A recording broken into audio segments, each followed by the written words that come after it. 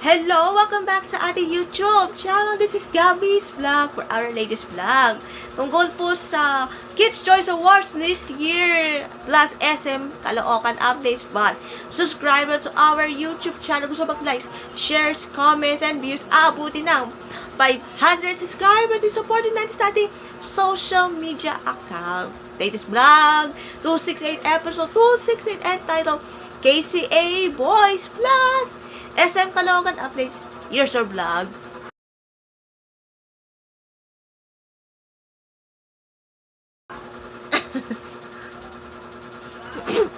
Okay, simulan natin. Paano natin, sino kaya ang pasok sa KCA Awards?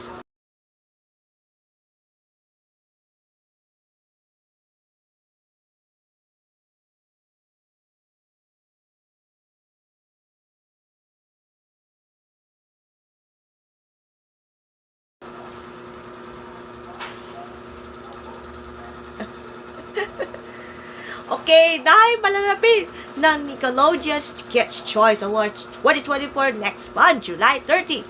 Ito na, here's Insane pasok sa favorite music group along with Black Eyed Peas kasi may PMM, Apple the App, The Jonas Brothers. Yeah, The Jonas Brothers at iba pa mga music group artists na nominado para sa Nickelodeon's Kids' Choice Awards. Along with NSYNC, Trolls band together for favorite movies. Justin Timberlake, favorite male artist music category. Congrats! For Barbie! Yes, Barbie in favorite movie category. Congrats! Most nomination sa Nickelodeon's Kids' Choice Awards. Sa mga Pinoys, sino kaya pasok sa Nickelodeon's Kids' Choice Awards? SB19 pasok para sa favorite Asian act. Boto-boto na. Along kalaban dito na si Tiara Adini and K-pop group and Hypen. Di ko sure. And Hypen. Plus, Bella Porch, Olivia Rodrigo, at syempre si Apple Dia from Black Eyed Peas para sa favorite music group. Good luck sa iyo. Sino kaya yung host na Nickelodeon's Kids' Choice Awards? From SpongeBob SquarePants, SpongeBob and Patrick. Voices by Tom Kenny and Bill. Pero di maintindihan yung last name. Nako, yan po ating sino kaya mapasok sa Nickelodeon's Kids' Choice Awards. Ano bet po mananalo? Manaman natin this coming July 30 sa California. Good luck! Now for the updates all about SM Caloocan.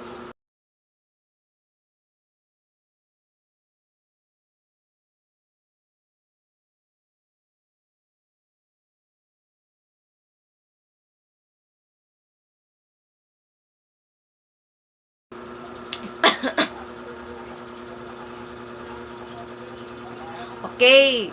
Nako. First and second try, every fail. Nako. Ito yan sa third and fourth try. Ito. For third try, dapat sana pumunta sa SM Caloocan para ma-meet sila Kim Molina at Gerard Napoles para sa mall show ng Soulmates. Gusto po sana kasi may umulan, may malakas na ulan. Kaya sayang, kasama si mommy sana. But, it's okay kahit bawi-bawi lang. Never pa try, and reward you to succeed. And congratulations sa mga cast na Soulmates now showing na sa cinema. For the fourth try, Viola Pascual na punta sa SM Caloocan. Gusto po sana ma-meet kay Hala si Mami. Meeting na naman! Meeting, pabor! But congratulations, Viola Pascual, for the success for the new show of ABS-CBN Studios, Pamilya Sagrados, na yung June 17 na. And congratulations sa ating Kabayan Tuesday Small Show, handog ng BDO Remittance Kabayan. Congrats! Thank you SM Caloocan for making, and the government in Caloocan, we love you. Hope to see you next time for another edition dito sa ating SM Caloocan updates. And now, pag tayo matapos, panood natin ang New Music Friday!